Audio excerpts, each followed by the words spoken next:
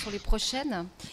La transmission des maladies vectorielles constitue un sujet d'intérêt et même de préoccupation pour la Commission des Affaires sociales.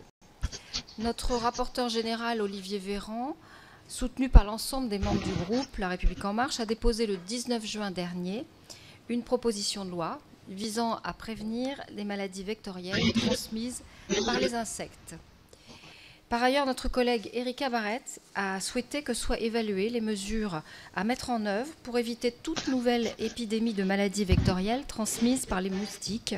Elle a été désignée rapporteure à cette fin par notre commission le 2 juillet dernier. Nous allons procéder ce matin à 2 séries d'auditions. Avant d'entendre vers 10h30 les représentants de la Direction générale de la santé, de l'Agence nationale de sécurité sanitaire de l'alimentation, de l'environnement et du travail, et de Santé publique France, nous recevons des acteurs de terrain. Quand je dis recevoir, je le mets entre guillemets bien sûr, car nous allons procéder par visioconférence en espérant que cette technique va bien vouloir ne pas nous réserver de mauvaises surprises. Je remercie donc dès à présent l'ensemble des intervenants de leur disponibilité. Je leur fais un petit coucou de la métropole. Bonjour.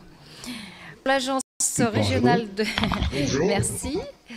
Pour l'agence régionale de santé Océan Indien à La Réunion, le docteur François Chiez, directeur de la veille et de la sécurité sanitaire, monsieur Jean-Sébastien Dehec, entomologiste. C'est bien ça ? C'est ça, oui. D'accord. Et pour l'Institut de recherche pour le... Ah non, ce sera après ça. On le fait en même temps. Et pour l'Institut de recherche pour le développement à Montpellier, monsieur Louis-Clément Guagna, coordinateur du programme technique de l'insecte stérile, TIS, à La Réunion. Je vais vous passer successivement la parole, messieurs, pour une brève présentation, et puis ensuite je laisserai la place aux questions de la rapporteure et des commissaires. Alors, je ne sais pas qui commence. Peut-être à La Réunion ? Oui. Allez-y. Merci Madame la Présidente. Merci Madame la rapporteure. Mesdames et Messieurs les députés. Donc, je vais vous présenter aussi brièvement que possible pour pouvoir effectivement répondre à vos questions. La situation à ce jour, donc on est depuis la période du chikungunya en 2006 et jusqu'en 2017, nous avons connu quelques épisodes de circulation contenue. Et donc, c'est en 2017 on voit apparaître quelques spots d'émergence de dengue qui sont bien sûr autant que possible contenus par la lutte antivectorielle, mais les situations météorologiques qu'ont connues en début d'année 2018 La Réunion a favorisé l'émergence d'une vague majoritairement présente dans l'ouest de l'île avec 6700 cas confirmés, 25 000 cas cliniquement évocateurs, 173 hospitalisations et malheureusement 6 décès pour cette période 2018. La deuxième vague après la partie de l'hiver austral où nous avons eu effectivement une circulation à bas bruit et sur lesquelles on est intervenu de façon massive, ce qui n'a pas malgré tout empêché la réapparition et la remontée un élément épidémique en 2019 qui se concrétise actuellement avec 17 600 cas confirmés, 48 300 cas cliniquement évocateurs, 1876, on voit que le passage aux urgences est proportionnel au nombre de cas qui se sont effectivement répandus. Et 628 hospitalisations et malheureusement 12 décès, 7 directement liés à l'arbovirus dengue et 5 indirectement liés qui ont aggravé une situation clinique préexistante.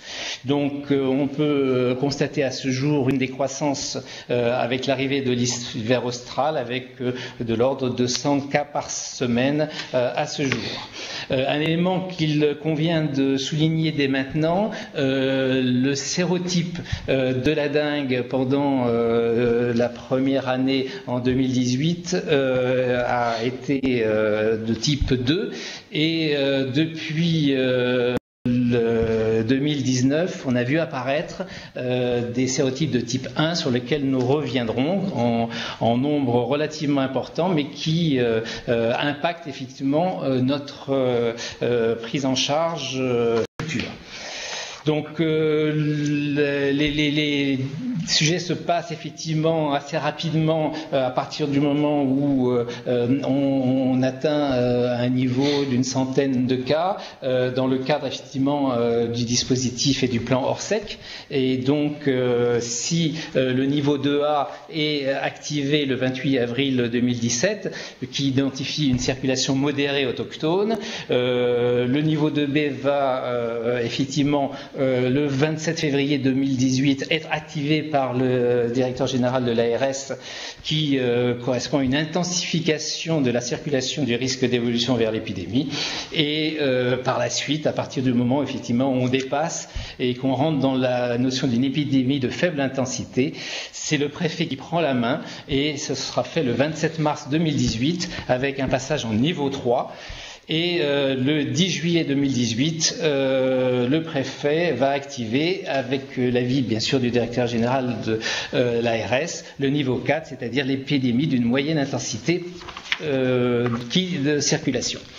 Donc le dispositif LAV a été déployé dans les tout premiers cas dès bien sûr 2017 et reste bien sûr extrêmement mobilisé.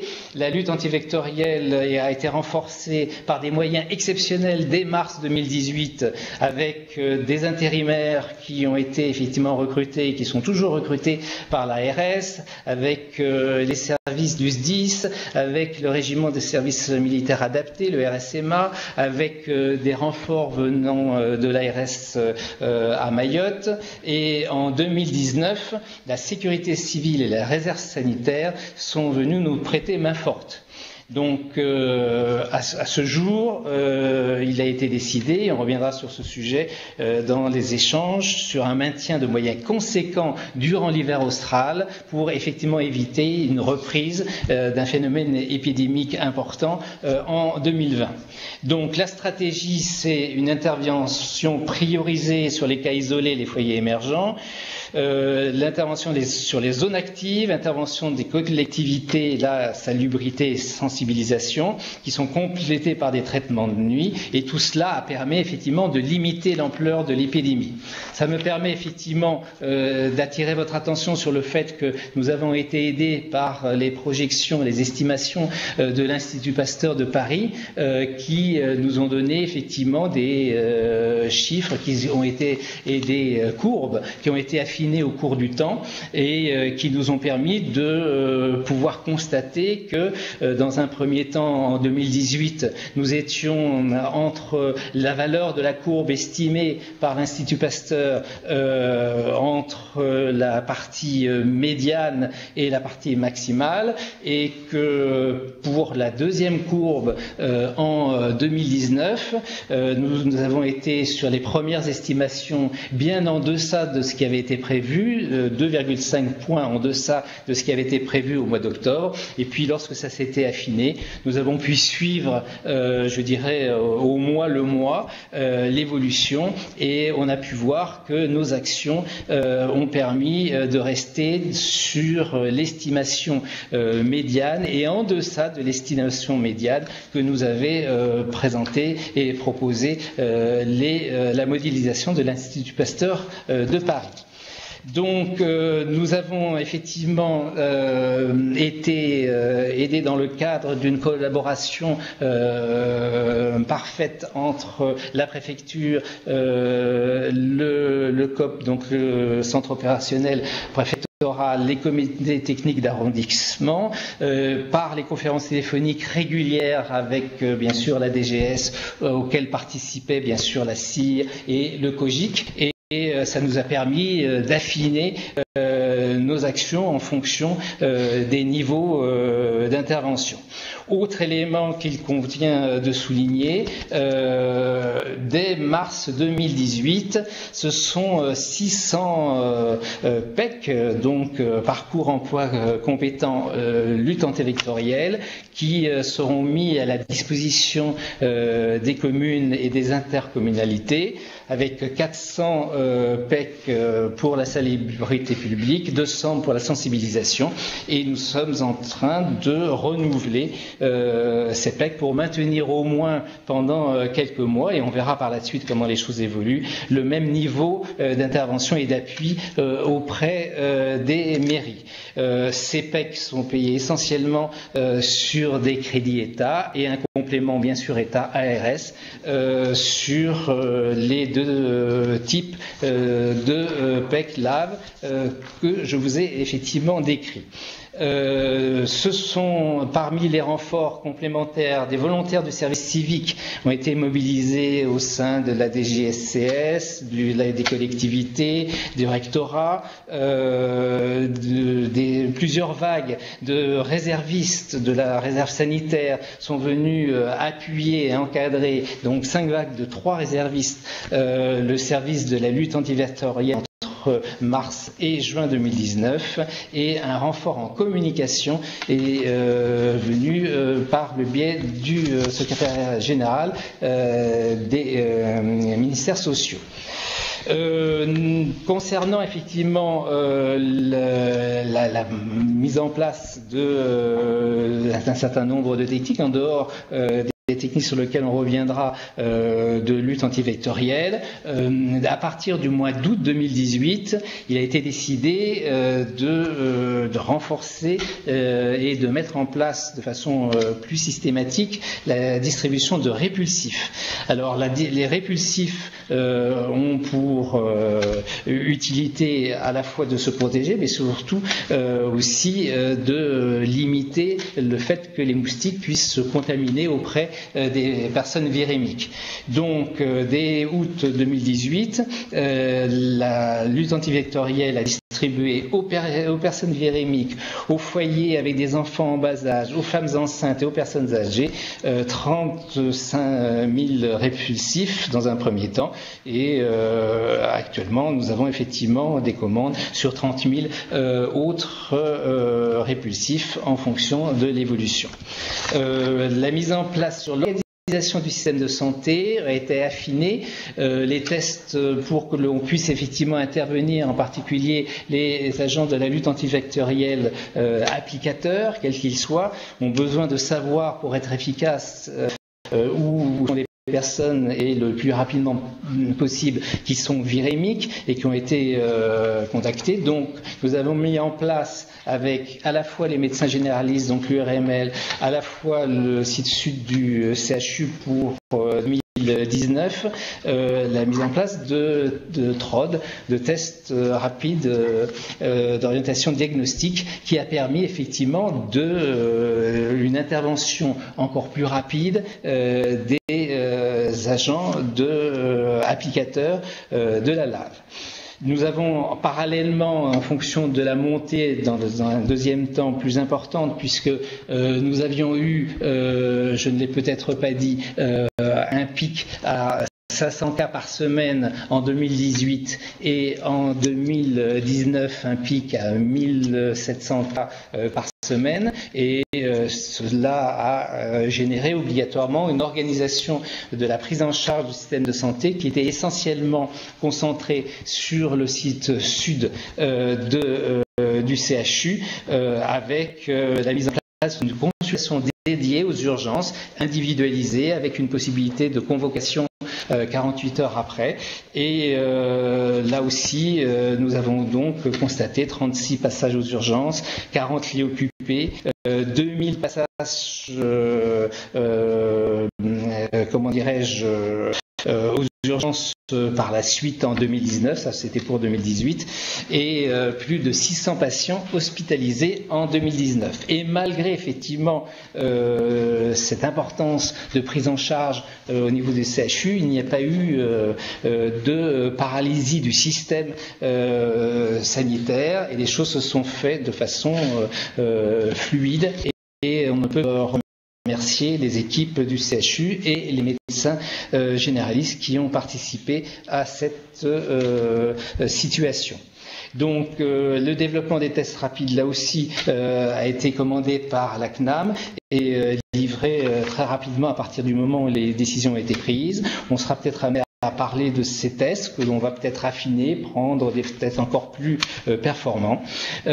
Concernant la communication et la mobilisation sociale, dès 2017, nous sommes engagés. Je n'insisterai pas trop sur ces éléments car mon collègue sera amené à revenir sur ce sujet. Rappelons malgré tout que nous avons fait 78 communiqués de presse maintenant les 2 ans. On a répondu à 500 sollicitations aux médias. Il y a eu 7 campagnes de communication sur les gestes de prévention, télévision, radio, affichage, réseaux sociaux, point presse, émissions spéciales, journées départementales. De nombreux supports ont été créés, des campagnes spécifiques à destination des professionnels de santé et des voyageurs, à la fois dans les aéroports, à la fois dans les avions, et surtout, et j'insisterai bien sur la formation d'acteurs relais, associations et collectivités. 1800 personnes ont été formées par l'ARS Océan Indien, avec plus de 500 actions réalisées par l'ARS avec ces acteurs. Donc on voit bien que progressivement nous avons pu mettre en place une observation d'une prise de conscience du risque, une amélioration des connaissances et de l'élimination des gîtes larvaires, comme le témoigne un sondage qui a été fait il y a quelques mois en 2019, où on voit effectivement une amélioration majeure sur un certain nombre de points de la connaissance, à la fois de la transmission de la dengue à La Réunion et à la fois de sa prise en charge. Donc c'est un dispositif que l'on peut souligner d'ampleur exceptionnelle qui a permis de limiter l'ampleur de l'épidémie sur la 2e phase épidémique. Donc jusqu'à 215 personnes ont été mobilisées à la fois par la LAV, à la fois par les renforts, à la fois par le SDIS, à la fois par le service civique pendant les périodes les plus importantes, ce qui signifie que sur ces 2 ans, 160 000 maisons ont été visitées, 160 000 maisons ont été visitées et 25 000 gîtes larvaires éliminés depuis 2018.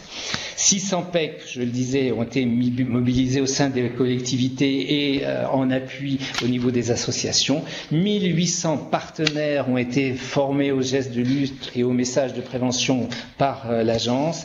Et c'est plus de 8000 élèves qui ont été sensibilisés lors d'interventions des équipes de l'ARS et d'autres équipes comme la Croix-Rouge. Donc le principe est de rentrer dans une situation d'anticipation, une démarche d'amélioration bien sûr continue. Parmi ces démarches d'amélioration continue, il y a effectivement un rétexte qui a eu lieu au mois d'août 2018 et un autre rétexte aura lieu en septembre de cette année. Monsieur... Voilà. Et donc, je termine juste en vous disant que je laisserai la parole à mon collègue en vous disant que ce coût, malgré tout, tout ça a un coût sur 2018-2019 de 7,5 millions et sur les perspectives, ce sera mon collègue qui va en parler. Je vous remercie de votre attention. Alors, s'il vous plaît, je vais vous demander de faire court, monsieur. Là, je suis vraiment désolée, mais parce qu'on doit aussi passer ensuite à monsieur Goignat pour pouvoir vraiment interagir avec les députés et notre rapporteur. Donc, monsieur Dehec, vous vouliez intervenir, je crois. Oui, tout à fait. Alors, en complément de ce qu'a dit le docteur Chiez, donc j'étais en charge de l'animation, du pilotage de la cellule de coordination de tous ces moyens qui ont été mobilisés pour cette opération exceptionnelle. Et donc je vais, pour accélérer le pas, directement passer aux étapes d'évaluation, puisque nous avons depuis plusieurs semaines regardé un peu quels ont été les différents impacts mesurables de toutes ces actions qui, comme vous l'avez compris, se sont portées tant sur la communication que la sensibilisation individuelle des personnes, que des actions de salubrité, que des actions directes contre les moustiques. Donc nous, on a deux types d'indicateurs qui nous permettent un peu d'évaluer nos actions. Le premier est tout d'abord un indicateur purement lié aux moustiques, c'est-à-dire dans chacune des actions que l'on mène en porte-à-porte, on dénombre le nombre de gîtes que l'on rencontre chez les gens avant de les détruire. Et on se rend compte que depuis plus d'un an maintenant, depuis donc début 2018, le nombre de maisons avec des gîtes est constant, au voisin de 10%, alors que d'habitude, parce qu'on suit ces indicateurs depuis un très grand nombre d'années, ils sont vraiment fluctuants et intimement liés à la pluviométrie. Et donc malgré des épisodes pluvieux majeurs en 2018 et 2019, on voit qu'il y a ce taux ne change pas, ce qui montre réellement, qui est révélateur d'une implication de la population et il y a un effet indirect ou plutôt de leur prise en compte des recommandations et de leur volonté d'agir sur leur environnement direct pour diminuer le nombre de gîtes autour de chez eux. Et donc ça montre bien que la multiplicité des acteurs et des voies de communication a permis de mobiliser une part de la population, puisque ce taux est aujourd'hui inférieur même à 10% sur les dernières semaines. L'autre indicateur d'évaluation que l'on a regardé, c'est une fois que l'on intervient autour d'un cas, dans un périmètre, dans un certain nombre de maisons autour de chaque cas, on a regardé à quel rythme survenaient des cas secondaires autour de ce cas-là. C'est-à-dire qu'on intervient un jour, on regarde pendant 6 semaines si on a des cas qui arrivent dans le périmètre dans lequel on est intervenu. Et dans les 64% des périmètres qui ont été réalisés depuis 2018, seulement 64% de ces périmètres, il n'y a pas eu de cas secondaires qui ont été détectés dans les 6 semaines après nos interventions. Ce qui montre quand même que dans 2 tiers des interventions, lorsqu'elles sont faites de manière précoce, de manière massive et de manière exhaustive, on arrive à éviter l'apparition de foyers secondaires. Et donc, on a sûrement participé, et ça a dû participer à éviter une épidémie majeure comme celle du chikungunya en 2005 et 2006. Par contre, toutes nos actions se heurtent aujourd'hui à un manque d'acceptabilité sociale des insecticides. Aujourd'hui, il y a de plus en plus de refus, puisque le taux de refus qui est mesuré a doublé, voire triplé ces derniers mois. Donc c'est vraiment un élément à prendre en compte pour nos perspectives. Et il y a aussi la lassitude des interventions, parce que c'est vrai qu'aujourd'hui, dans les foyers actifs, on passe, on repasse, on intervient de manière continue, et les gens sont de moins en moins réceptifs. Et donc c'est aussi un autre facteur qu'il faut prendre en compte pour préparer l'avenir de la lutte antivectorielle. Et c'est avec ces paramètres-là, d'une part, certains effets positifs et d'autre part, certains effets négatifs qu'il convient de gérer, que l'ARS s'est investi de nouveaux champs techniques, puisqu'elle a commencé à développer l'usage de piégeage de masse dans certains quartiers de l'île. Donc il y a 2 expérimentations en cours qui ont 2 objectifs. Le premier est d'inciter, parce que ces pièges ne sont efficaces que s'il n'y a aucun gîte dans l'environnement direct. Donc on comprend bien que dans le message que l'on diffuse à la population, on leur dit si vous enlevez tous les gîtes, le piège sera d'autant plus efficace. Donc c'est déjà de mesurer l'implication et la mobilisation de la personne avec ce nouvel outil, et d'autre part voir s'il y a un effet mesurable sur les populations, les densités de moustiques localement. Et donc une expérimentation est en cours depuis le mois de mars et l'autre depuis début juillet. Et donc on attend très prochainement des résultats consolidés. Les premiers résultats sont très positifs sur la mobilisation des personnes, puisqu'on voit que alors que les situations étaient, on peut dire, un peu catastrophiques en termes de densité de gîtes dans les quartiers choisis, puisqu'on avait choisi vraiment des quartiers où il y avait énormément de moustiques, on voit que les gens maintiennent l'effort et ils sont conscients de cet effort et ils l'entretiennent dans le temps, même après 4 mois. Donc c'est un résultat très positif qu'il va falloir consolider. Et l'autre projet est un projet partenarial cofinancé par l'ARS qui utilise multiples pièges dans différents quartiers afin de voir si les mêmes données sont aussi observables. Le troisième volet sur lequel on a travaillé, c'est une politique de communication engageante qui est différente des communications et sensibilisations un peu larges, puisqu'elle vise En schématisant, on signe un contrat individualisé avec chaque personne pour mieux la responsabiliser dans son rôle et dans les actions qu'elle peut mener dans son environnement et dans sa vie quotidienne. Et donc ça, on voit que cette personnalisation du lien avec l'individu permet de déclencher un comportement beaucoup plus positif et un meilleur engagement dans la lutte contre les gîtes. Et le dernier point, donc ces premiers investissements sont vraiment à court terme, puisque ça, on peut imaginer, si les résultats sont positif, vraiment l'intégrer à l'arsenal des moyens disponibles auprès du service LAV dès 2020. Et on a bien sûr un projet sur le moyen terme, qui est le projet de la technique de l'insecte stérile, sur lequel le Dr Guagna pourra vous donner beaucoup plus d'éléments, qui fait que l'ARS a proposé donc en début d'année un arrêté préfectoral pour organiser les premiers lâchers qui ont été menés donc mi-juin, tout dernièrement, pour des premières évaluations sur le terrain, donc pour suivre un peu cette évaluation. Et le quatrième et le dernier point, nous avons, par rapport à l'acceptation des insecticides, nous avons essayé différents types de priorisation avec un insecticide d'origine biologique qui a action contre les larves de moustiques. Et donc, ces premiers résultats sont assez encourageants. On doit passer en phase préopérationnelle avant d'intégrer cet outil à notre stratégie. L'objectif final de tous ces nouveaux outils, c'est d'augmenter l'efficacité de nos actions en utilisant le moins possible d'insecticides et donc en mettant en avant tous les nouveaux outils qu'aujourd'hui la science et la recherche nous mettent à notre disposition, mais qu'il convient d'abord de valider sur le territoire. Je vous remercie. Merci beaucoup pour cet état des lieux. Je vais donc passer la parole au docteur Louis-Clément Guagna, si vous voulez bien. Oui, merci Madame la Présidente, Madame la rapporteure, Mesdames les députés. Je suis très honoré justement de contribuer à vos travaux parlementaires à travers cette audition sur nos travaux sur la technique de l'insecte stérile. Alors, c'est quoi la technique de l'insecte stérile? Donc, c'est une technique qui est héritée de celle qui a été développée aux États-Unis dans les années 50 pour lutter contre les insectes ravageurs, notamment dans le domaine agricole et dans le domaine vétérinaire. Donc, il s'agit d'une méthode qui consiste à lâcher massivement des moustiques mâles stériles dans la nature. Alors, ces moustiques mâles vont entrer en compétition avec les moustiques mâles sauvages pour s'accoupler avec les moustiques femelles. Alors, il faut savoir que chez les moustiques, la femelle, dès qu'elle sort de l'eau, elle va s'accoupler plusieurs fois, mais elle garde que le sperme du premier mâle avec qui elle s'est accouplée. Donc, ce sperme va être conservé pendant toute sa vie qui dure 30 à 45 jours.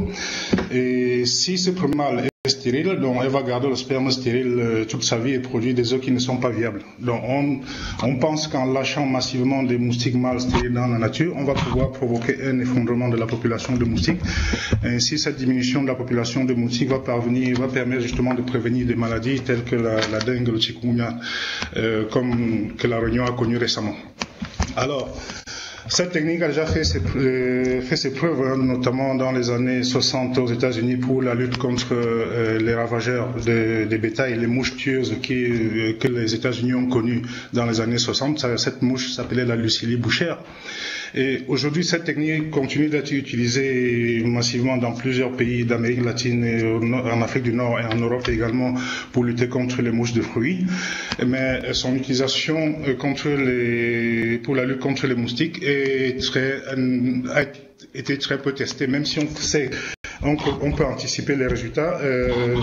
On n'a jamais démontré l'utilisation de cette technique pour la lutte contre les moustiques notamment. Donc, alors, il faut savoir que suite au constat des limites que les méthodes de lutte employées aujourd'hui comportent des limites, dont l'IRD, à travers son unité de recherche MIVEGEC, qui s'occupe des vecteurs, de l'étude des vecteurs et de leur contrôle, a mis en place des études pour évaluer la faisabilité de la technique de l'insecte stérile à La Réunion à travers un projet qui a commencé en 2009.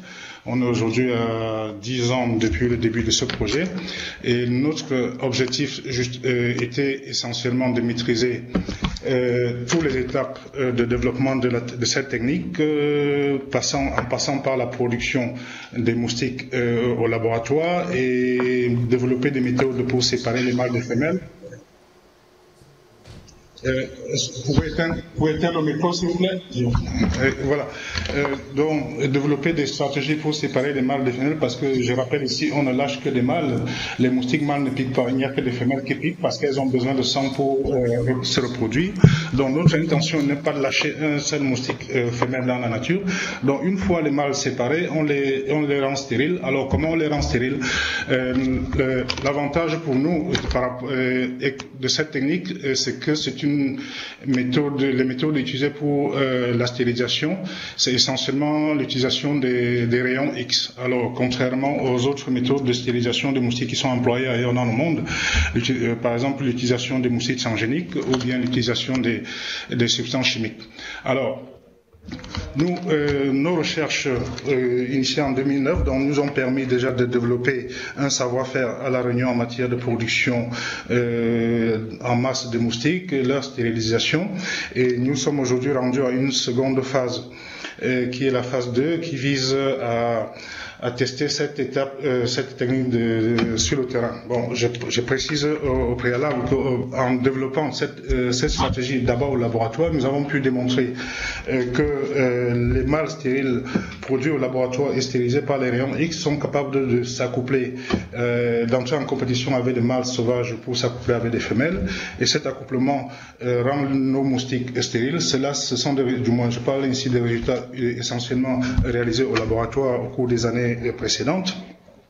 Alors, lorsqu'on a pu démontrer également que lorsqu'on lâche des moustiques mâles stériles, ces moustiques sont forcément en compétition avec d'autres moustiques sauvages. Nous avons testé différents scénarios au laboratoire en essayant d'augmenter les quantités, d'évaluer les quantités nécessaires de mâles stériles qu'il faudrait lâcher pour diminuer une population.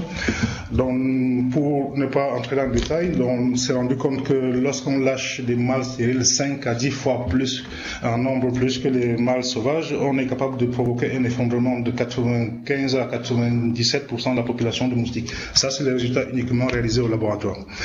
Donc, je précise une chose, peut-être là, pour ne pas oublier, que nos recherches c'est pas l'IRD uniquement qui développe cette recherche. Nous avons donc constitué un consortium constitué des pays, des institutions au niveau international, comme l'Agence internationale de l'énergie atomique qui nous appuie sur la démarche, et également au niveau local à La Réunion, dont l'ARS également qui nous accompagne dans nos recherches, et l'établissement français de sang de l'hôpital Belle-Pierre. Et au niveau national, on a le CIRAD, le Centre international de recherche agronomique pour le développement, qui nous accompagne, et l'Université de La Réunion également. Donc c'est un consortium, chacun apportant ses compétences sur différents domaines du projet pour avancer. Alors, nos démarches pour être plus précis, procède par étapes. Donc, aujourd'hui, beaucoup de gens nous posent la question, est-ce que la TIS est une solution aujourd'hui envisageable pour endiguer l'épidémie de la dengue à La Réunion aujourd'hui? Nous, on dit non, on est encore en phase de recherche, on procède par étapes. La première phase, réalisée de 2009 à 2014, a permis de maîtriser tous les aspects scientifiques et techniques de cette technologie. Et cette phase s'est achevée en 2014 et nous avons aussitôt initié une phase 2 afin de réaliser les essais sur le terrain et conforter les observations faites au laboratoire. Donc, et je vais peut-être répondre à vos questions plus en détail pour vous préciser en fonction des questions qu'est-ce que nous envisageons de faire plus précisément. Alors,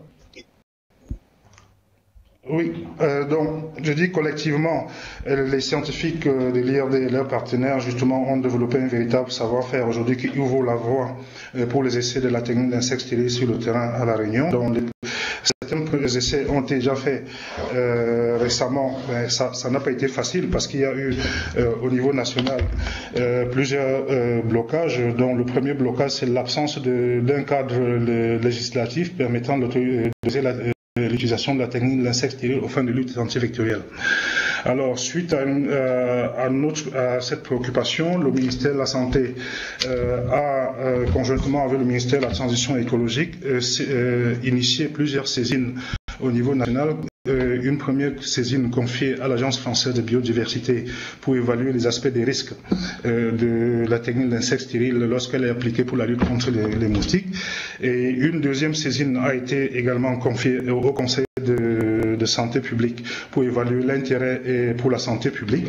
Et toutes ces saisines ont abouti à des avis qui reconnaissaient que la technique l'insecte stérile serait utile étant donné la situation que connaît la Réunion aujourd'hui. Donc, par contre, le cadre de son autorisation était mal défini à l'époque, mais s'intégrait parfaitement avec la loi des démoustications de 1964 et ainsi son utilisation pourrait être encadrée via un arrêté préfectoral. Donc nous avons soumis une demande d'autorisation au préfet de la Réunion et en lien avec l'ARS, les consultations ont été faites au niveau local, aboutissant à la décision autorisant le lâcher des moustiques mâles stériles à Réunion. Donc nous avons effectué le premier lâcher en juin, mais ces premiers lâchers, essentiellement, je précise ici, visent uniquement à vérifier comment se comportent nos moustiques mâles stériles sur le terrain, sachant que nos études par le passé ont porté essentiellement sur des actions au laboratoire.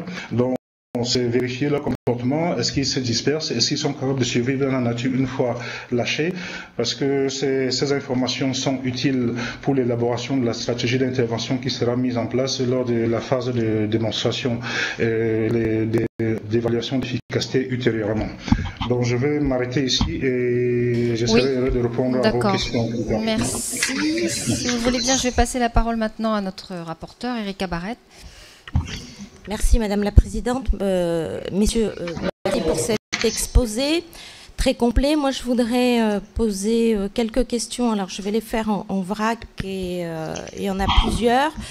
D'abord, pour revenir sur le diagnostic qui a été posé par Dopiez, on est quand même dans une situation aujourd'hui où, globalement, on a eu en 2 ans une augmentation significative des cas, l'apparition d'un nouveau sérotype et une extension de la dengue sur le territoire. Donc on a quand même 3 indicateurs qui ne sont pas des bons indicateurs aujourd'hui en 2019.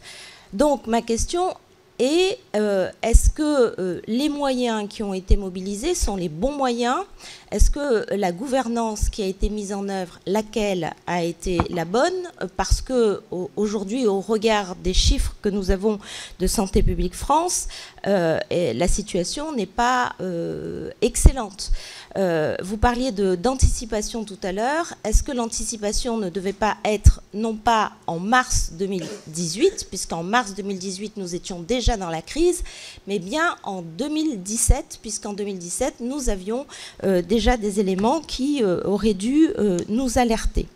La deuxième question, c'est sur les répulsifs, puisqu'on sait que dans cette situation, il y a le vecteur, c'est-à-dire le moustique, mais il y a le réservoir, et le réservoir, c'est la personne malade. Et quand le moustique pique la personne malade, il transmet donc la maladie. Et la distribution ciblée des répulsifs, est-ce qu'on a une évaluation qui est précise, puisque vous parlez de 35 000 aujourd'hui, moi j'avais un chiffre de 10 000, comment cette distribution a été faite, et est-ce qu'on n'aurait pas dû passer par une politique plus volontariste, par exemple, de maîtrise des coûts de ces répulsifs, puisqu'ils ont été très très chers. Il faut savoir que pour une famille de 4 enfants, c'est une dépense de 19 € par semaine, si on veut protéger la famille. Ensuite, vous aviez dit que nous étions sur l'apparition d'un sérotype nouveau, donc DEV1. Lorsque la population, enfin en tout cas les personnes qui ont été atteintes de la dengue avec le sérotype existant, elles sont donc ces personnes sont immunisées, est-ce qu'avec l'apparition de ce nouveau sérotype, est-ce qu'elles sont toujours immunisées ou est-ce qu'il peut y avoir un phénomène d'extension de la crise dengue, mais avec le nouveau sérotype qui apparaît aujourd'hui à La Réunion? Donc on aurait grosso modo 2 crises dengue à gérer. Là, les 3 autres questions, je suis désolée, mais je les pose comme ça en vrac.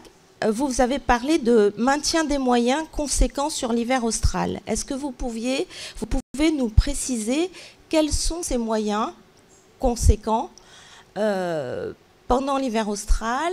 Jusqu'à quand ces moyens seront mobilisés? Quelles sont les charges pour les collectivités locales pour la mobilisation de ces moyens? Vous avez parlé de tests. Est-ce que vous pourriez nous préciser ce qu'il y a derrière cette pratique de test? Et enfin, et c'est en lien un peu avec ce que je disais au départ, sur le retour d'expérience, il me semble qu'il doit y avoir des points d'amélioration si nous voulons ne pas faire face à quelque chose de violent à l'arrivée de l'été austral. Quels sont les points, selon vous, à améliorer? Et puis, vous avez parlé de la mobilisation de la population. Est-ce que les approches avec les associations d'éducation populaire dans les quartiers, l'implication de la population a été faite à la hauteur du problème? Et sinon, quels seraient demain les moyens à mobiliser pour que l'ensemble de la population réunionnaise, puisque maintenant c'est 20 communes sur 24 qui sont touchées par cette épidémie, quels sont les moyens qui pourraient et qui devraient être mobilisés pour éviter que nous soyons sur une grave crise pour l'été 2020?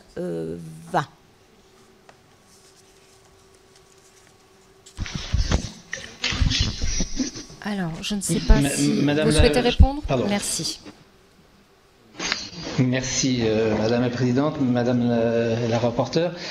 Sur la première question concernant effectivement l'évolution en 2019, avec, vous soulignez, une augmentation du nombre de cas, une extension sur les territoires, en fait un déplacement au niveau du territoire et l'apparition d'un sérotype de type 1 alors que le sérotype de type 2 était prédominant. Donc j'attire votre attention sur le fait que la notion de sérotype, nous ne sommes pas dans une situation isolée. Nous sommes dans une situation qui est à la fois régionale, qui voire est mondiale, et sur la notion du sérotype, nous sommes intervenus à partir du moment où on a fait effectivement les génotypages pour nous assurer, comme on le fait régulièrement pendant ces épidémies, qu'il n'y avait que du sérotype de type 2, et lorsque l'on a vu apparaître un sérotype de type 1, la lutte antivectorielle est intervenue de façon privilégiés sur les sites où on a pu les identifier. Et donc ces identifications ont permis effectivement de maintenir le sérotype pour l'instant de type 1 à un niveau assez faible. Ça a été essentiellement au sud, à Petite-Île, que l'on a retrouvé effectivement ce sérotype, d'où des passages fréquents pour maintenir effectivement un niveau, un seul sérotype. Sur la dangerosité liée à l'association des sérotypes 1 et sérotype 2. Le principe est effectivement par rapport à une situation qui est en discussion, puisque les études scientifiques sur ce sujet montrent d'une part que l'association du type 1 et du type 2 peut effectivement entraîner des formes quelquefois plus graves, mais d'autres études montrent qu'on est dans une situation relativement analogue. Sur l'immunisation liée au sérotype 2 par rapport au sérotype 1, la plupart des études ont montré que les arboviroses de type sérotype 2 permettait effectivement, à partir du moment où la personne a été immunisée vis-à-vis et donc avait été infectée par la dengue de type 2, permettait d'avoir une immunité pendant 2 ans. On a vu néanmoins le cas d'une personne qui a développé une forme de type 1 après une contamination de type 2 11 mois après. Ça, c'est un cas effectivement un peu exceptionnel, mais généralement il y a 2 ans. Qu'est-ce qu'il y a derrière cette question, et je pense que c'est important de la rappeler, c'est le niveau d'immunité de la population réunionnaise. Parce que un des acteurs, un des agents, entre guillemets, importants à mettre en place, c'est le niveau d'immunité de la population réunionnaise qui permettra aussi de limiter l'évolution dans le temps. Et donc, si on est effectivement très engagé dans la lutte contre le sérotype de type 1, c'est pour s'assurer qu'on puisse arriver effectivement à une diminution du nombre de cas, puisque au moins on peut considérer, selon les estimations de Pasteur et de Santé publique France, que 25%, voire 30% de la population aura pu être effectivement immunisés à la fin de 2019, ce qui nous permettrait effectivement d'intervenir sur des cas isolés de façon très précise et de faire diminuer cette évolution. Donc on voit bien que les actions qui ont été menées effectivement dans un second temps, puisque vous parliez effectivement de peut-être un retard que nous aurions pris en intervenant qu'en mars 2018, ce n'a pas été le cas. Je me permets de vous rappeler qu'on est intervenu dès la fin 2017 et la lutte antivectorielle est intervenue sur tous les cas isolés, effectivement, pour essayer de contenir cette épidémie.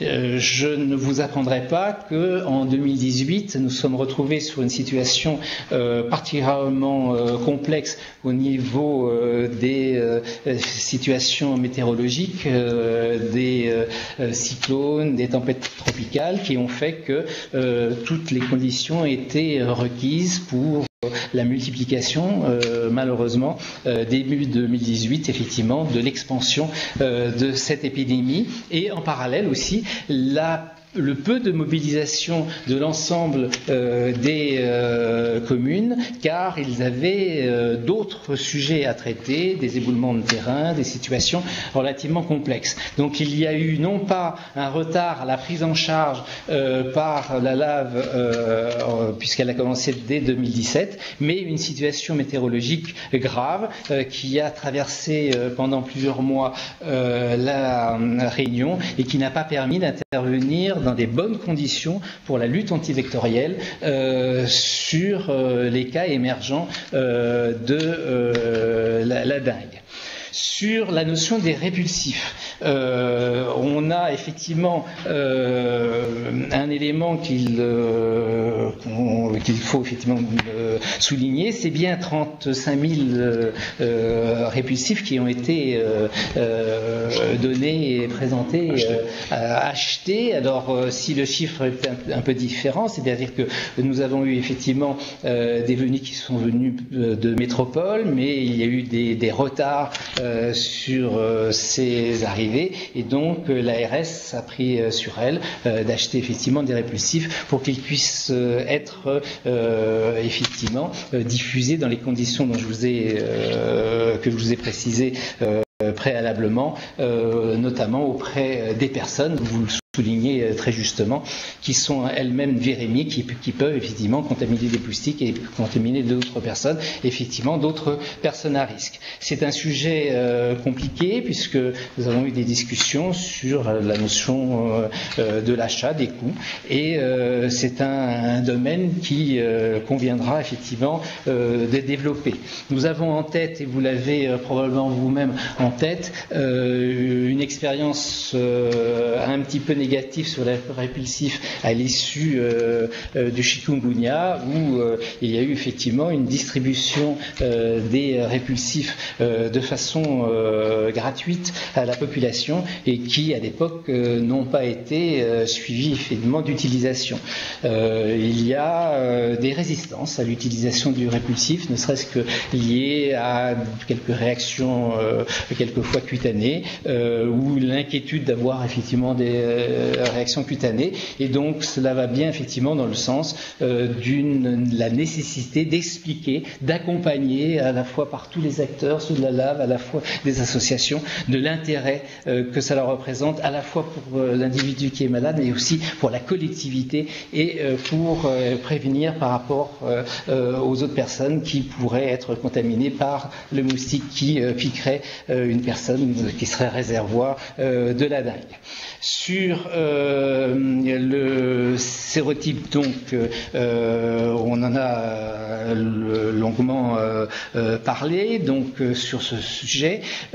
Sur les moyens, alors le niveau 3 de pilotage. Alors sur les moyens de pilotage, là, on peut quand même souligner que ce pilotage s'est mis en place rapidement avec plusieurs niveaux d'intervention, c'est-à-dire que à la fois le préfet a organisé plus de 6 GIP LAV, mobilisant les communes aux différents niveaux d'intervention, et pour le dernier niveau d'intervention, lors du 18 de ce mois, nous avons effectivement eu un GIP LAV. Le préfet a souhaité maintenir le niveau 4, alors que nous sommes effectivement sur une désinvolution du nombre de cas du fait de l'hiver austral, car l'ensemble des membres du GIP présents étaient bien sensibles au fait que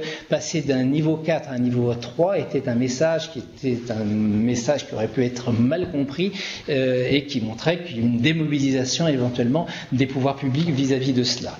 Donc on a d'une part une mobilisation forte au niveau des GIP, on a une mobilisation régulière toutes les semaines, un peu qui va peut-être être un tout petit peu modifié pendant l'hiver austral, peut-être toutes les 2 semaines, mais en tout cas à ce jour toutes les semaines du COP de la préfecture, avec 3 COP qui réunissent l'ensemble des intervenants applicateurs, la Croix-Rouge et certaines associations, et après une forme plus large du COP élargi, avec l'ensemble des acteurs qui, pour faire le point, donc un suivi régulier par la préfecture pour être en situation d'améliorer la réponse. Merci. On a encore des questions. Non, mais on a encore des questions de députés, oui. Monsieur, si vous voulez bien. Donc, vous aurez l'occasion donc de reprendre éventuellement ce que vous n'avez pas pu nous apporter comme précision, et peut-être au hasard des réponses. Hein. Donc, Olivier Véran pour La République En Marche. Merci beaucoup, Madame la Présidente. Bonjour, messieurs, dames.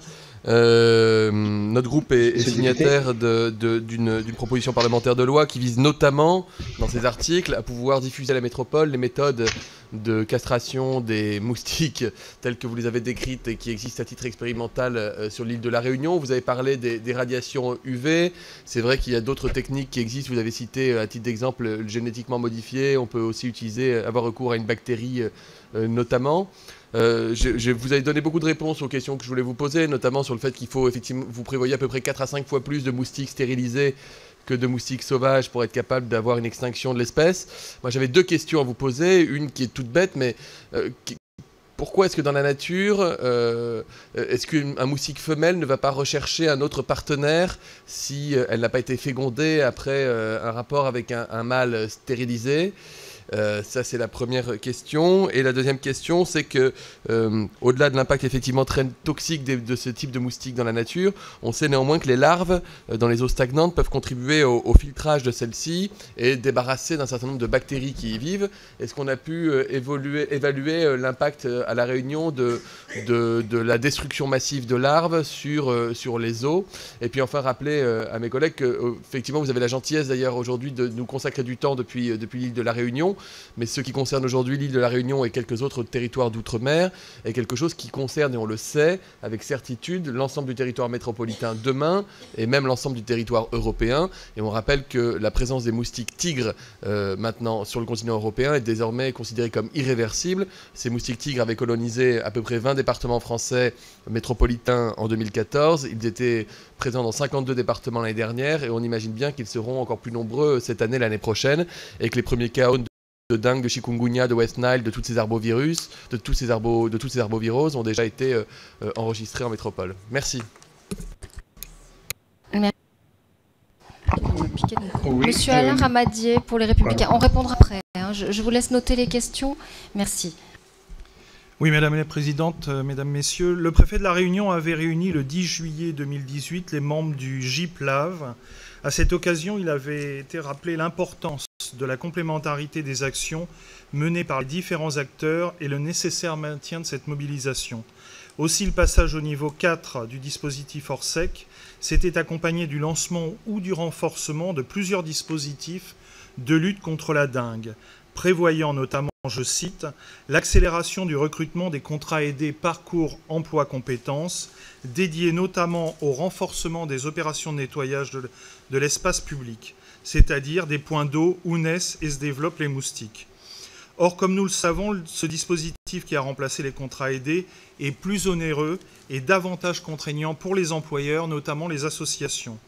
En outre, le parcours emploi-compétences, qui a donc été mis à disposition des collectivités pour lutter contre l'épidémie, s'avère insuffisamment utilisé. Quel regard portez-vous sur ce dispositif? Avez-vous senti sur le terrain un impact lié au manque de recours à ces contrats aidés? Et comment imaginer d'endiguer durablement les cas d'épidémie sans un investissement adéquat des pouvoirs publics? Merci. Merci. Monsieur Bernard Perru pour les Républicains. Oui, Madame la Présidente, mieux qui est en lien direct avec nous depuis longtemps, je crois que la présence des parlementaires que nous sommes témoigne en tout cas de l'attention que nous portons effectivement à cette problématique. Et j'ai bien entendu ce que vous avez pu dire, et je voudrais moi évoquer les risques justement liés à la technique de l'insecte stérile, puisque la haute autorité, et vous l'avez très bien dit, a recommandé de mettre en place un certain nombre de mesures pour prévenir les risques épidémiologiques, les risques pour les travailleurs, les risques technologiques, les risques écologiques. Et la haute autorité aussi évoque dans ce rapport la nécessité de mettre un cadre réglementaire approprié pour toutes ces nouvelles techniques de lutte antivectorielle. Et je voudrais savoir justement quelle approche vous avez de ce cadre réglementaire, qui est suffisant, doit-il aller plus loin? Quelles mesures vous préconisez effectivement pour que nous puissions bien définir les règles de ce déploiement, qu'on puisse prendre aussi toutes les dispositions pour être efficace, parce que quand je vous entends, eh bien, je mesure une certaine forme, en quelque sorte, d'impuissance, peut-être, et c'est ce que nous regrettons face, bien sûr, à cette situation, quelle que soit, bien sûr, l'évolution des connaissances que vous avez. Je crois que c'est très intéressant que vous nous ayez fait part, justement, de ce qui peut se passer sur le territoire, mais comment aller plus loin pour que dans quelques mois, et en tout cas dans quelques années, le plus rapidement possible, eh bien, justement, nous puissions oublier cette situation déplorable pour la population, avec tous les risques qu'elle présente. Merci. Et Monsieur Jean-Hugues Ratenon pour France Insoumise. Merci Madame la Présidente, mes chers collègues.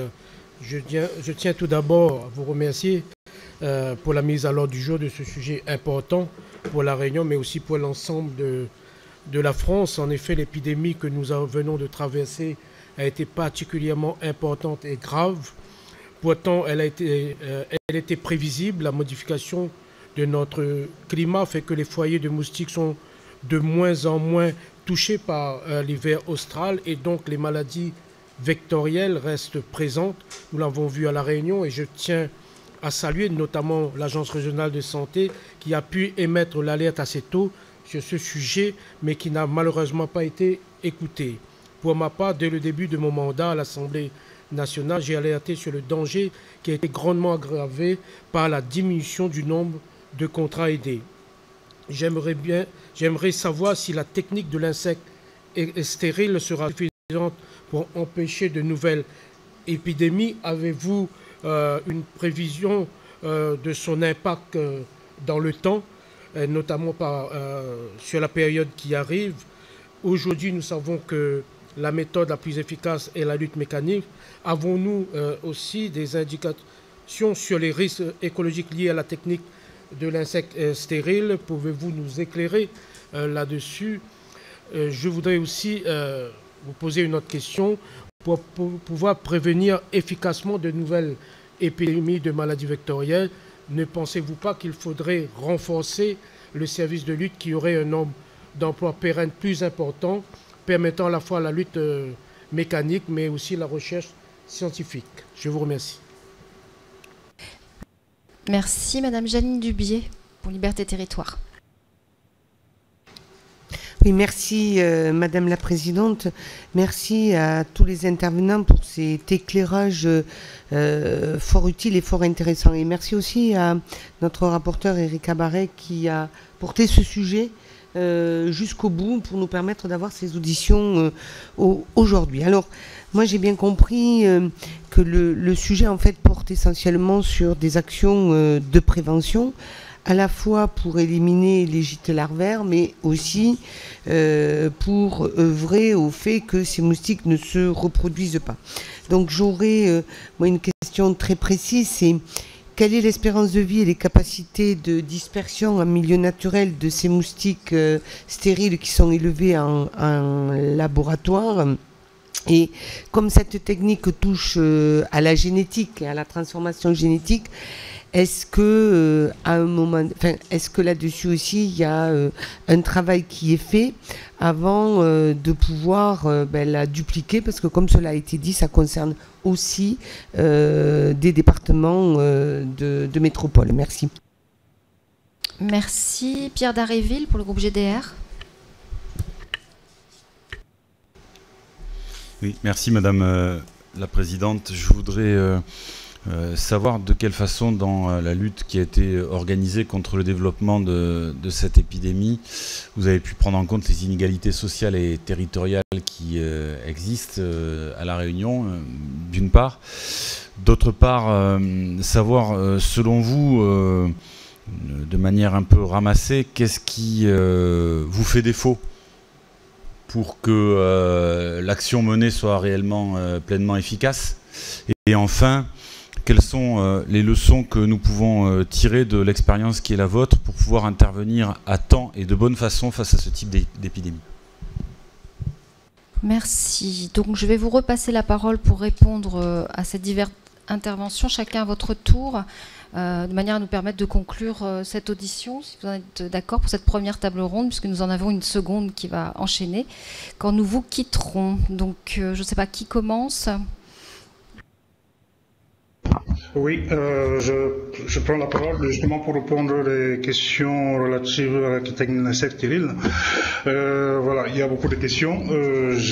On a quelques éléments de réponse, mais pas toutes les réponses à toutes les questions, parce qu'on est exactement en phase de recherche qui vise essentiellement à comprendre tous les aspects de cette technique, même si on peut anticiper son effet. Alors, je reviens sur la question qui était, est-ce que les moustiques femelles accouplées avec des mâles stériles ne vont pas être également accepter d'autres mâles dans la nature, notamment des mâles sauvages? Donc c'est pour cette raison, lorsqu'on lâche 5 à 10 fois plus de mâles stériles que de mâles dans la nature, c'est justement pour augmenter la probabilité de rencontre entre un moustique femelle et un moustique mâle. Donc, comme je vous ai dit, la femelle, elle ne s'accouple qu'une seule fois dans sa vie et garde le sperme du premier mâle avec qui elle s'est accouplée toute sa vie, qui dure 40 jours, 45 jours. Donc nous, on veut augmenter la probabilité que cette première rencontre soit avec un mâle stérile. Donc une fois accouplé, donc il n'y aura plus d'autres interactions avec des mâles sauvages. Il faut savoir que le moustique femelle ne fait pas la distinction entre un mâle stérile et un mâle non stérile. Dans ce cas, on a testé. La spermathèque est bon. Voilà. Et puis elle ne pourra pas s'accoupler parce que elle garde ses spermes dans une poche qui s'appelle la spermathèque. Et une fois remplie, d'autres accouplements ne serviront à rien dans ce cas. Alors, revenons sur l'impact écologique, notamment vous avez évoqué le rôle des larves dans des gîtes des moustiques. Il faut savoir ici qu'on parle de moustiques tigres. Hein. Les gîtes, on parle de gîtes, c'est quoi? C'est des petites coupelles, c'est des petites surfaces d'eau où il y a très peu d'interactions biotiques avec des autres organismes à l'intérieur. C'est pas contrairement aux gîtes, aux étangs où il y a une faune abondante qui pourrait être affectée. Donc, il faut savoir, lorsqu'on évoque l'impact de suppression écologique de la suppression d'une espèce de moustique, concernant le moustique tigre en particulier, à La Réunion, comme en France en général métropole, c'est un moustique invasif hein, dont la suppression potentiellement n'aurait qu'un impact. Pour l'instant, nous, on n'a pas encore évalué puisque nous n'avons pas encore mis en œuvre les lâchers de moustiques sur le terrain, mais c'est prévu d'évaluer tous ces différents aspects d'impact, non pas seulement d'efficacité en termes de diminution de la population de moustiques, mais également en termes d'impact sur la faune non cible. Alors, c'est l'un des avantages de la technique d'insectes stériles, c'est qu'on lâche les mâles stériles pour lutter contre les individus de sa propre espèce. Donc l'impact attendu, c'est uniquement contre l'espèce qu'on veut combattre, c'est-à-dire le moustique tigre. Alors, est-ce qu'il a un intérêt dans la nature? Potentiellement oui, mais comme dans le cas de La Réunion, c'était un moustique invasif et on comptait à La Réunion environ 12 espèces de moustiques. Et s'il y a des prédateurs de moustiques, on a évoqué dans le rapport de l'Agence française de biodiversité d'évaluer l'impact sur les prédateurs, notamment les chauves-souris. Alors, pour nous, pour vous éclairer, il faut savoir que les chauves-souris vivent la nuit et que le moustique tigre vit le jour. Donc il y a très peu d'occasions de rencontre pour que l'élimination de ce moustique tigre puisse impacter la population de chauves-souris, mais ces différents aspects d'impact écologique sont intégrés dans notre démarche et on pourra être en mesure de vous répondre, d'apporter des réponses claires dès qu'on aura mis en œuvre les essais qui sont prévus à l'Union l'année prochaine. Alors, sur l'intérêt pour d'autres territoires. Oui, effectivement, à La Réunion aujourd'hui, cette technique est développée à La Réunion et peut servir de modèle transférable à d'autres territoires. On sait aujourd'hui qu'en Martinique ou en Guadeloupe, le cousin du moustique tigre Aedes aegypti est déjà à 100% résistant aux insecticides qu'on utilise, donc il n'y a plus de solution aujourd'hui face aux épidémies, donc il faudrait envisager d'autres solutions alternatives.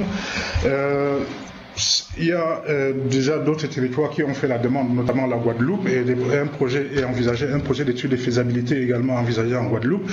D'autres territoires comme la Polynésie française préconisent une autre stratégie proche de la technique d'insectes stériles en utilisant quelqu'un l'a évoqué, la bactérie Wolbachia.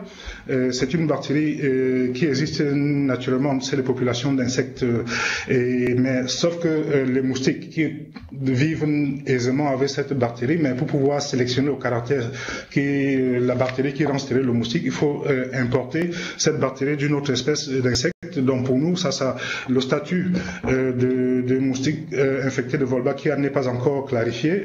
Je cite ainsi l'Agence française de biodiversité, l'Agence française de biotechnologie, le Haut Conseil de biotechnologie qui a évalué cet outil et qui, pour l'instant, n'est pas encore parvenu à définir le statut de moustique infecté de Wolbachia.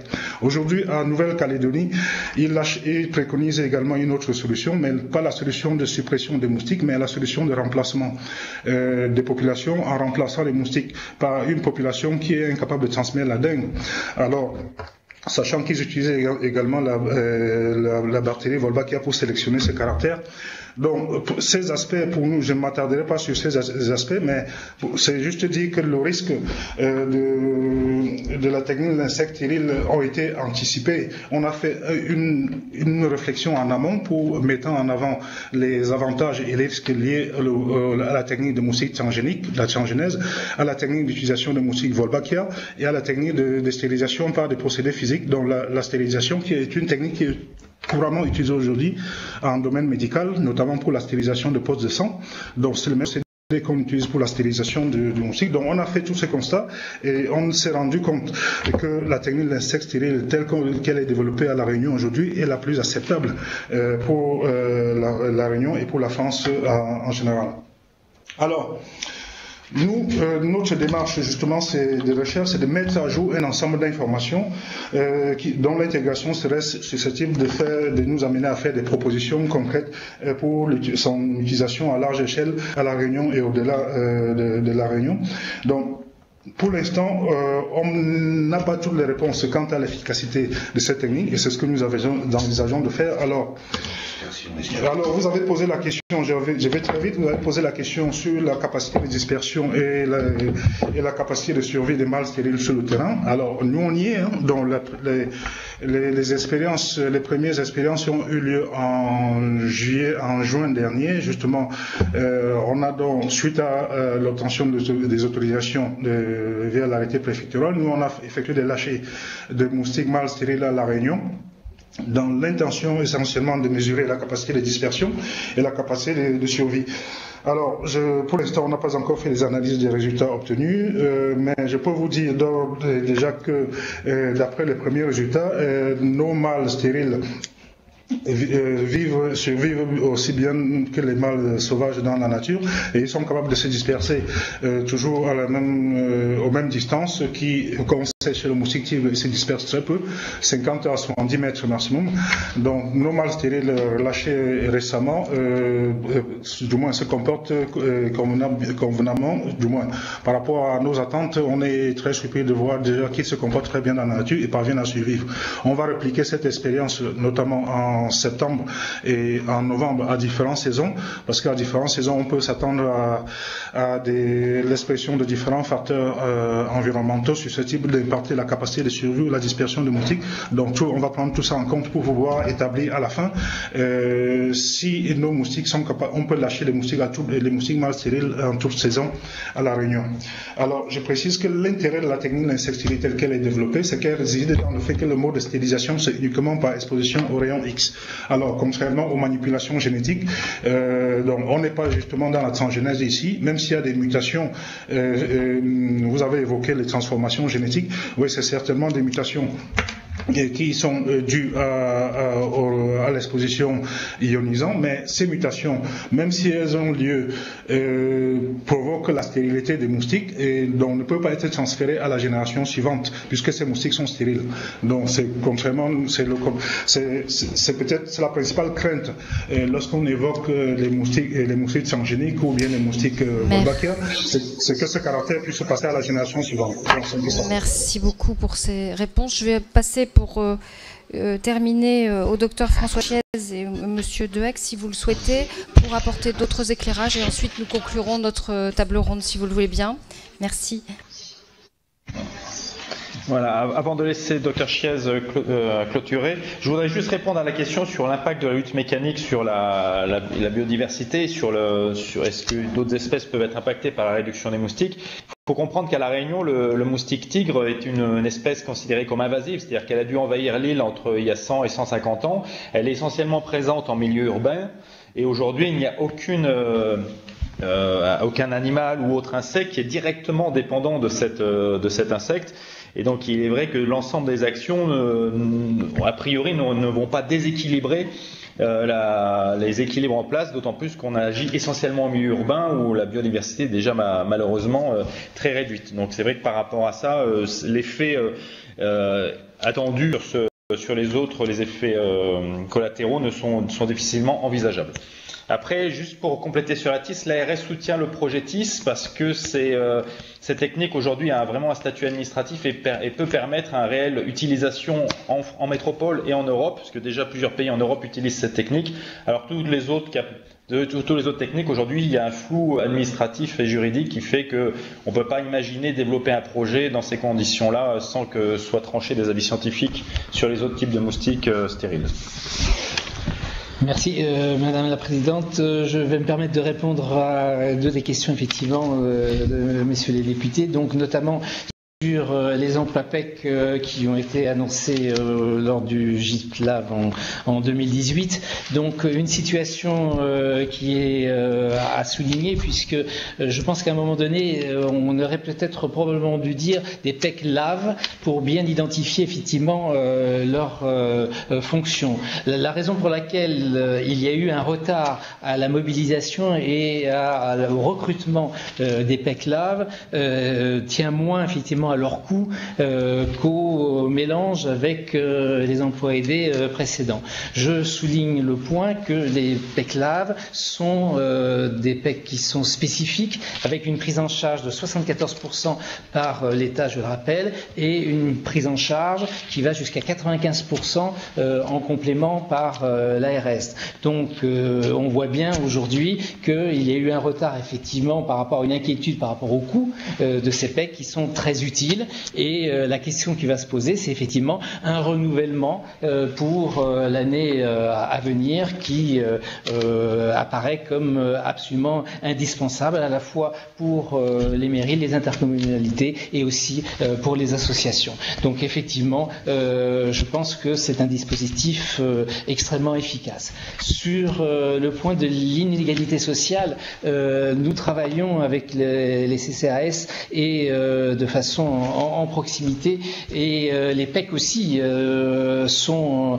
associés à leur action avec les actions de l'ARS, actions bien sûr qui sont des actions bien sûr gratuites, et lorsqu'on intervient, on intervient auprès de toute la population. Néanmoins, il faut effectivement améliorer ce processus qui permet d'aller vis-à-vis des personnes les plus défavorisées. C'est ce qui se fait d'ailleurs avec nos agents, avec des infirmiers, avec des kinésithérapeutes qui vont auprès des personnes qui ne s'identifient pas initialement ou qui ne vont pas aller consulter.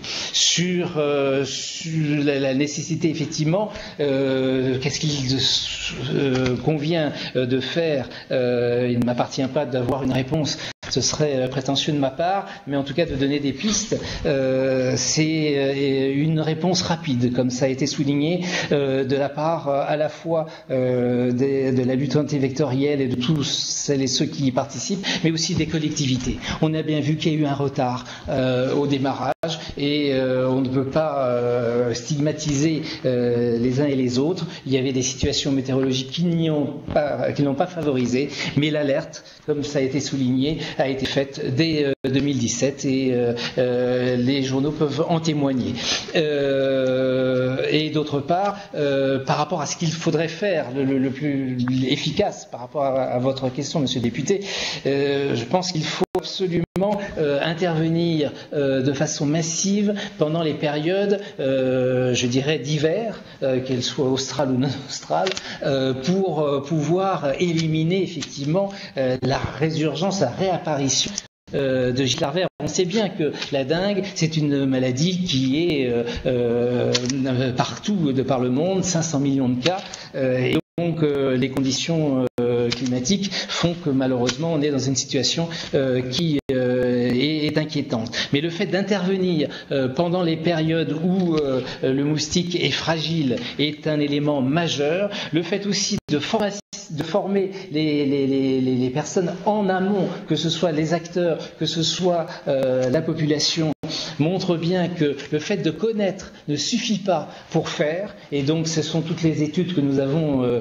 pu mener, bien sûr qu'on vous laisse à disposition, et nous-mêmes nous avons à prendre de vous-même sur l'amélioration du système. J'insiste bien, le fait de connaître ne signifie pas être capable de faire, il faut pouvoir accompagner l'ensemble de la population par rapport à une pathologie qui initialement n'avait pas été considérée comme aussi grave que ne l'avait été le chikungunya. Donc il y a tout un travail autour de cela. J'ai tout à fait conscience que c'est une réponse qui n'est pas totalement satisfaisante, mais il ne m'appartiendra pas de clore ce débat. Vous serez amené à en parler avec d'autres acteurs cet après-midi, et en tout cas nous sommes ouverts. C'est le lien c'est l'utilisation des rétextes, c'est l'utilisation effectivement de ces initiatives tout à fait pertinentes, puisque ça nous permet effectivement d'échanger, d'améliorer ce que l'on fait avec l'ensemble des acteurs, ce que l'on fait avec les préfectures, ce que l'on fait avec nos collègues d'outre-mer et ce que l'on fait maintenant avec la métropole. Je vous remercie. Bien, je voulais vous remercier infiniment pour ce temps consacré à nos questions, et nous allons poursuivre. Nous avons une deuxième table ronde dans l'autre salle. Merci beaucoup à chacun pour vos interventions, et on se permettra peut-être de vous recontacter autrement. Merci.